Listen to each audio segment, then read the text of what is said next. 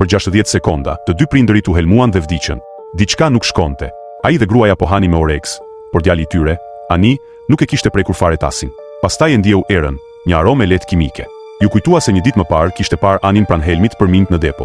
Një ndjenjë tmerrje e pushtoi. U ngrit me vrull dhe u përball me djalin. Ani nuk hezitoi as pak.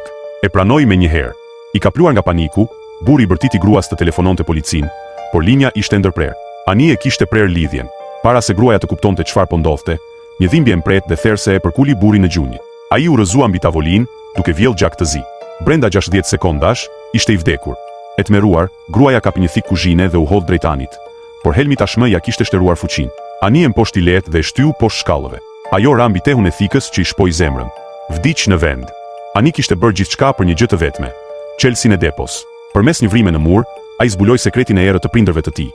Një motër e panjohur, e mbyllur prej vitesh. Pas orës së gjyshit, gjeti derën e fshehtë dhe e hapi. Por nga errësira shpërtheu një e qeshur e frikshme. Në të njëjtën kohë, fëmijët hynë në shtëpi, mes tyre edhe Ben. Ata menduan se ishte lojë, por shpejt kuptuan të vërtetën. Motra e liruar i vrau një nga një. Ani, i shokuar, kuptoi gabimin fatal. Motra nuk ishte viktim, por një përbindësh vrasës. Dashuria vëllazërore u shua përgjithmonë.